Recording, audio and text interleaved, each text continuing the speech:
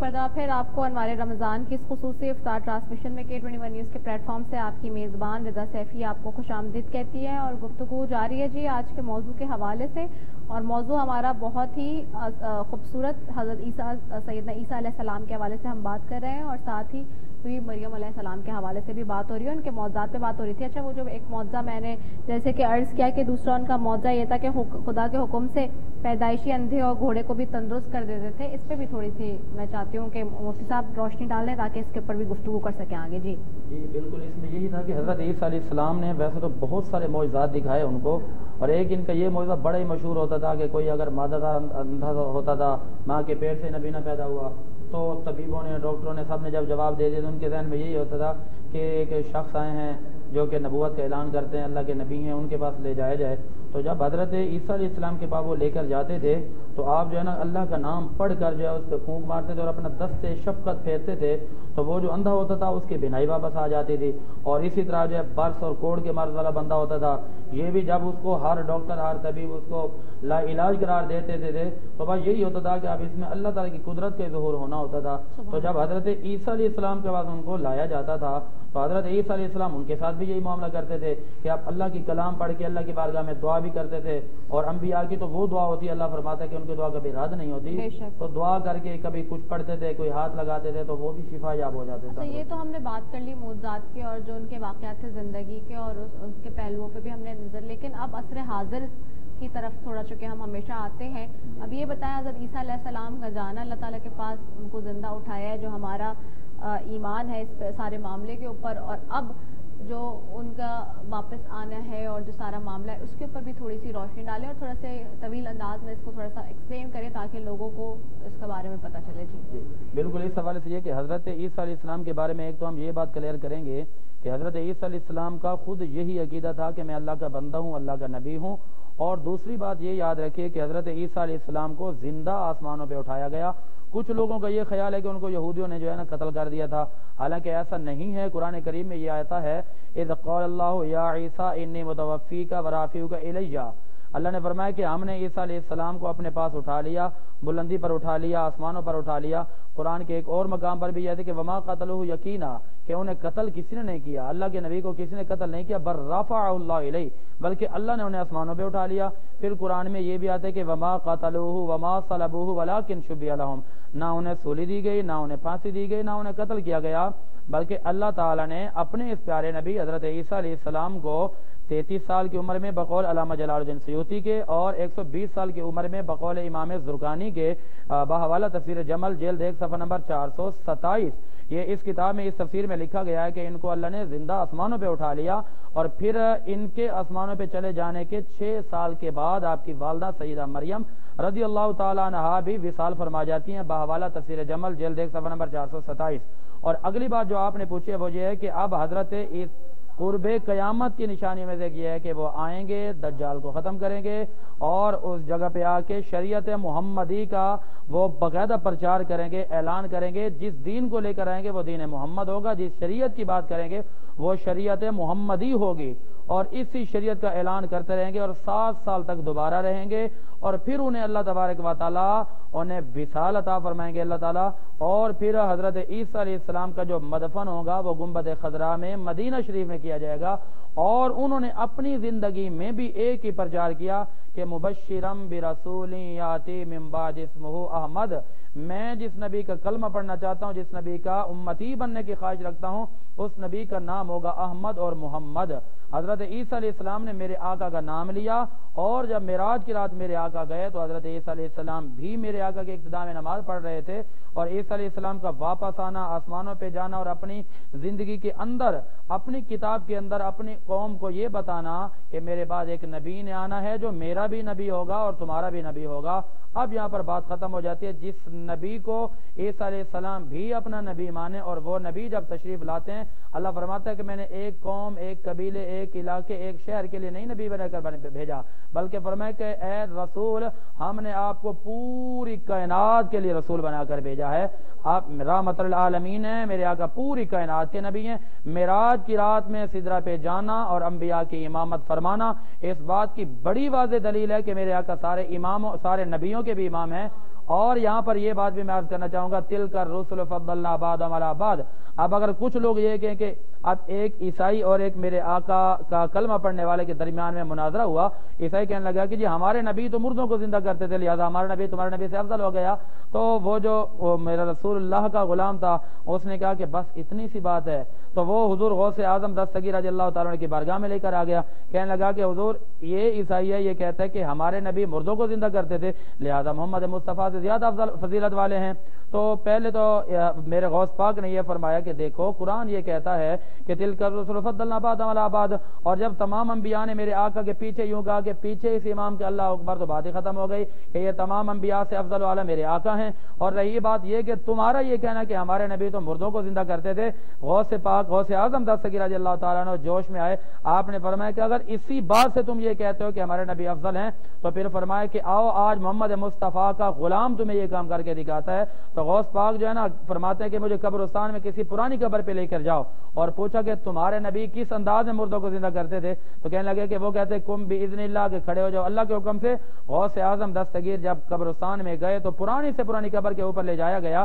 تو غوث اعظم دستگیر رضی اللہ تعالیٰ عنہ نے وہاں جا کر دعا مانگی اور آپ نے فرمایا کم باذنی، آپ نے قبر پہ ٹھوکر لگائی اور فرمایا اٹھ میرے حکم سے. آپ کا یہ فرمانا تھا کہ وہ مردہ قبر کے اندر سے باہر نکلا، اور جب باہر آیا تو غوث پاک نے فرمایا کہ یہ تو مصطفیٰ کے غلاموں کی شان ہے، تو ہمارے آقا امام الانبیاء کی کیا شان ہوگی. تو اس سے ہمیں یہ سارے دلائل، یہ ساری چیزیں نکلتی ہیں. بے شک آپ صحیح کہہ رہے ہیں، بہت ہی خوبصورت آپ نے یہ واقعہ بھی بیان کیا. ساتھ ہی جو ان کے آنے کا معاملہ ہے اب قرب قیامت میں، اور جس طرح سے آپ نے بھی بتایا دین اسلام کا وہ پرچار کریں گے مزید بھی، اور دین محمد مصطفیٰ صلی اللہ علیہ وسلم کے بارے میں بتائیں گے بھی.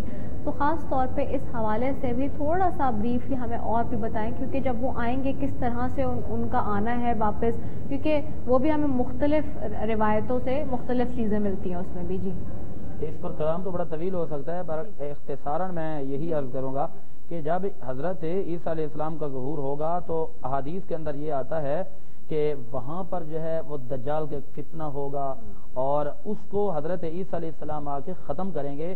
اور وہ ایسا وقت ہوگا کہ جب آپ کو پتہ ہے کہ دجال جو اس کو بھی ایک مسیح کہا جاتا ہے، مسیح الدلال، یعنی کہ گمراہی والا مسیح، اور ادھر مسیح الہدا ہیں عیسیٰ علیہ السلام. تو اس وقت اسلام کا نام ختم ہو چکا ہوگا تقریباً، کیونکہ قیامت تو آئے گی اس وقت جب اسلام کا نام لینے والا کوئی نہیں ہوگا.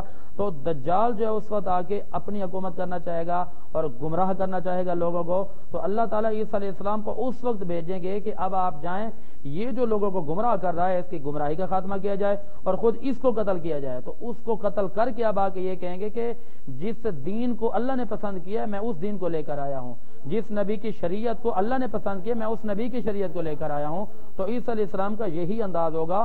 تو وہ آخر میں آ کر پورے لوگوں میں یہی بات کریں گے کہ دین محمدی برحق ہے اور شریعت محمدی برحق ہے، اور آج میں عیسیٰ علیہ السلام بھی شریعت محمدی کو لے کر آیا ہوں. تو جب آپ پورے اس 7 سال کے عرصے میں پرچار کر لیں گے تو اس کے بعد جناب عیسیٰ علیہ السلام بھی اس کائنات سے ظاہراً پردہ فرما جائیں گے. تو پھر یہاں تک کہ یہ معاملات ہیں. جی اچھا ٹھیک ہے، بہت آپ نے اچھی بات اس حوالے سے. جی آپ نے مجھے تو خیر وقت نہیں دیا. نہیں میں آپ کی طرف آ رہی تھی. ڈمی بنا کے رکھا مجھے. تو دیکھیں مسئلہ کیا ہے. عیسیٰ علیہ السلام کا ظہور تو بالکل بجا ہے کہ وہ آئیں گے، اس پہ کوئی شک نہیں. ہماری بات چل رہی تھی کہ عیسیٰ علیہ السلام کو لوگ خدا کا بیٹا کہتے ہیں یا خدا تصور کرتے ہیں. دوسرا بی بی مریم علیہ السلام کے بارے میں اس پہ تو گفتگو ہی نہیں ہو رہی، گفتگو کہیں اور جا رہی ہے، معجزات کی طرف جا رہی ہے. تو عیسیٰ علیہ السلام جو ہیں وہ اولو العزم نبی ہیں، یعنی بڑے نبی ہیں، شریعت والے نبی ہیں جن کے اوپر اللہ سبحانہ و تعالیٰ نے شریعت. تو ان پہ جب ان کی والدہ پہ جب الزام لگا کہ یہ بچہ کس کا ہے، تمہاری تو شادی نہیں ہوئی، تمہارا جو باپ تھا وہ اچھا انسان تھا، یہ کیسے ہو گیا.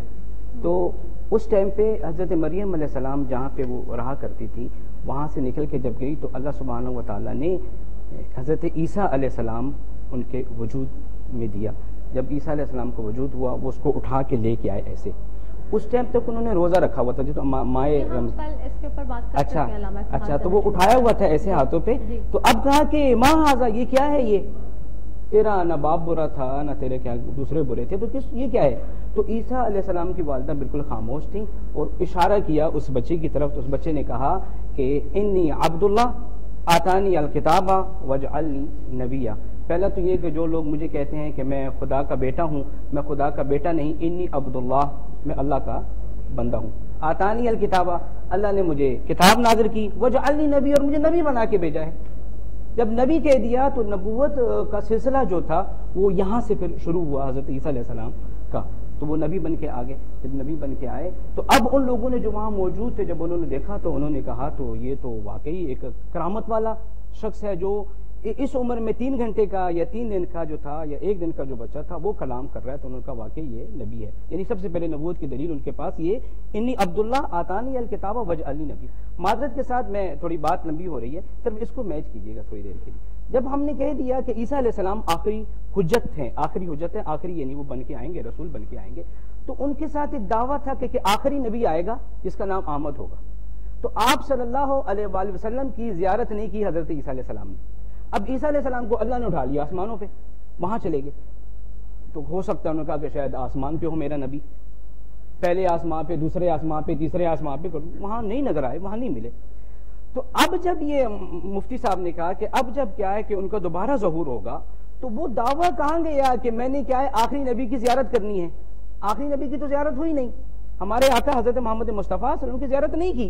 جب زیارت نہیں کی تو آخر میں کیا ہوگا، اینڈ میں آخری امام آئے گا جس کا نام امام مہدی علیہ السلام ہے. جب وہ تشریف لے کے آئیں گے تو وہ کیونکہ نائب ہے میرے نبی پاک کے، میرے نبی پاک کے کیا ہے بیٹے ہیں، تو قیامت کا جو اختتام ہے امام مہدی علیہ السلام پہ ہوگا. جب امام مہدی علیہ السلام ہوگا تو عیسیٰ علیہ السلام بھی جب آئیں گے تو وہ کہیں گے کہ آپ نماز پڑھائیے، اے عیسیٰ علیہ السلام آپ نماز پڑھائیے، کہ جی آپ آگے آ کے نماز پڑھائیے، آپ اپنے وقت کے نبی، ابھی نبی نہیں ہے، نبوت ختم ہو چکی ہے، اب نبی نہیں ہے، آپ نبی ہیں. تو حضرت عیسیٰ علیہ السلام فرمائیں گے کیونکہ میں آپ کے جد کے انتظار میں تھا، جد کا تو دیدار نہیں ہو سکا، آپ کا دیدار کر کے میں حضرت محمد مصطفیٰ کا دیدار کروں گا، اس لیے آپ کھڑے ہوں میں آپ کے پیچھے کھڑے ہو کے کیا کروں گا، نماز پڑھوں گا. عیسیٰ علیہ السلام حضرت امام مہدی کے پیچھے کھڑے ہو کے نماز پڑھیں گے اور وہاں پہ امام مہدی علیہ السلام نماز پڑھائیں گے. جب امام مہدی نماز پڑھائیں گے تو جو اس کا جو اختتام ہے اس ٹائم پہ جو اسلام کا پرچار ہوگا، اس ٹائم جو دعوت دی جائے گی وہ اسلام کی دعوت دی جائے گی. تو پہلی بیعت جو حضرت امام مہدی کے ہاتھ پہ کریں گے وہ حضرت عیسیٰ علیہ السلام کریں گے کہ میں آپ کی بیعت کرتا ہوں کہ آپ کیا ہے حضرت محمد مصطفیٰ کے نائب خاص ہیں. وہاں سے سلسلہ شروع ہوگا. بہت خوبصورت بات آپ نے کی. گفتگو کا سلسلہ جاری ہے. میں مفتی صاحب دعا کروا لیں کیونکہ اب وقت ختم ہو چکا ہے، تو دعا کی طرف بڑھتے ہیں. اللہم صلی علی سیدنا و مولانا محمد وبارک وسلم وصلو علیہ. پروردگار عالم آج کی اس نشست کو اپنی بارگاہ میں قبول و منظور فرما. یا الہ العالمین، اس نشست کے اندر نعت خوانی کی گئی، فضائل و مناقبات بیان کیے گئے، انبیاء کرام کے قصے بیان کیے گئے، معجزات بیان کیے گئے، ان سب کو اپنی بارگاہ میں قبول فرما. میرے مولا ان تمام گفتگو کے اندر اگر کوئی کمی یا کوئی کوتاہی یا کوئی غلطی ہو گئی ہو تو معاف فرما. یا الہ العالمین، حضور علیہ السلام کی پوری امت کی خیر فرما. پروردگار عالم ہمارے اس K21 چینل کو دن دگنی رات چگنی ترقی عطا فرما. ہمیشہ ہر سال کی طرح اس سال بھی ماشاءاللہ انہوں نے سیر و افطار کے یہ پروگرام سجائے، ان کی پوری ٹیم کو دین اور دنیا کے انعامات عطا فرما. اس ٹرانسمیشن کو کامیابیاں عطا فرما. ملک پاکستان بالخصوص شہر کراچی کو امن کا گہوارہ بنا. رسول اللہ کے غلاموں کی خیر فرما. سبحان ربک رب العزت عما یصفون والسلام علی المرسلین والحمد للہ رب العالمین. رب العالمین. اور بے شک رب تعالیٰ ہمارے جتنے بھی عبادتیں ہیں، ریاضتیں ہیں، دعائیں ہیں، ان کی درخواستیں ہیں وہ اپنی بارگاہ میں قبول فرما لیں. ہم سب کی یہی دعا ہوتی ہے ہر دم. اور چونکہ ہم دوسرے عشرے میں بڑھ چکے ہیں اور جیسے کہ ہم نے بات کی، یہ مغفرت کا عشرہ ہے ناظرین، اور مغفرت کے عشرے میں کوشش زیادہ سے زیادہ یہی ہونی چاہیے کہ اپنے رب کے حضور گڑ گڑا کے جتنی توبہ کر سکیں، جتنی کر سکیں. اور بے شک مغفرت کے عشرے کی جو دعا جس کا ترجمہ ہے رب تو بخش دے اور رحم فرما، اور تو سب سے بہترین رحم فرمانے والا ہے. بے شک میں بار بار کہتی ہوں جہاں وہ رحمت کے دروازے اب اپنے کھولے ہوئے تھا پہلے عشرے کے اندر، وہیں اب مغفرت کا معاملہ ہے. اور مغفرت کے لیے جتنا زیادہ خوش و خضوع سے ہم اہتمام کریں گے اتنا ہی زیادہ رب تعالیٰ کو منوا سکتے ہیں. کیونکہ توبہ کرنے کے لیے آپ کو بس ایک دعائی کلمات کی ضرورت ہے. رب تعالیٰ سے جو آپ کا اتنا اچھا رشتہ ہے ہمارے اس پیارے مذہب کے اندر، ہمارے دین اسلام کے اندر، کہ آپ جیسے ہی رب کو پکارتے ہیں وہ آپ کے بار بار ہر جگہ یہ کہا جاتا ہے کہ آپ کے نفس سے بھی زیادہ قریب ہے وہ، تو پروردگار اتنا ہمارے قریب ہے، 70 ماؤں سے زیادہ پیار کرتا ہے، ہم سب کی دعا کو کیسے رد کر سکتا ہے؟ بے شک وہ رحیم ہے، کریم ہے، رؤوف ہے، عزیز ہے، حمید ہے، تو رب تعالیٰ کے مختلف ناموں سے جس طرح بھی آپ اس کو پکاریں، جیسے بھی پکاریں، وہ ضرور آپ کی سنتا ہے۔ تو ہماری ہمیشہ سے کوشش یہی ہوتی ہے کہ 21 نیوز کے پلیٹ فارم سے کہ آپ کو کوئی بھی ایک ایسی اچھی بات پہنچ جائے آپ تک کہ جو آپ کے دل کو لگ جائے، یا جس کو آپ دیکھ کے کوئی بات، سبق، نصیحت سیکھ لیں، تو ہماری بس اسی میں کامیابی ہے۔ میں اپنے تمام مہمانوں کا جو ہے وہ شکریہ ادا بھی کروں گی کہ وہ ہمارے ساتھ یہاں شامل تھے، بہت شکریہ مفتی محمد زاہد حسن رضوی صاحب آپ کا، بہت شکریہ علامہ افتخار حسین نجفی صاحب آپ کا، ہمارے ناطقہ حضرات، حافظ حسن سلطانی آپ کا بہت شکریہ، ماریہ نثار آپ کا بہت شکریہ۔ ناظرین بس اسی کے ساتھ ہم اپنی ٹرانسمیشن کا آج اختتام کریں گے، اور جاتے جاتے میرے ناطقہ حضرات جیسے کہ میرے پاس موجود ہیں، تو میں حافظ حسن سلطانی صاحب سے درخواست کروں گی کہ 2 اشعار وہ نعتیہ آپ پیش کریں، مائک ان کو دے دیجیے، اور اسی کے ساتھ جو ہے اس ٹرانسمیشن سے آپ مجھے اجازت دیجیے گا۔ السلام علیکم ورحمۃ اللہ وبرکاتہ۔ آپ کی نسبت روک لیتی ہے، آپ کی نسبت تیر جتنے بھی ہم پہ چلتے ہیں، یہ کرم ہے حضور کا ہم پر، یہ کرم ہے حضور کا ہم پر، آنے والے عذاب ٹلتے ہیں، آنے والے عذاب ٹلتے ہیں، وہی برتے ہیں جو لیا سب کی، وہی برتے ہیں جو لیا سب کی، وہ سمجھتے ہیں بولیا سب کی، وہ سمجھتے ہیں بولیا سب کی، آؤ بازار مصطفیٰ کو چلے، آؤ بازار مصطفیٰ کو چلے، کھوٹے سکے وہیں پہ چلتے ہیں، آؤ بازار مصطفیٰ کو چلے،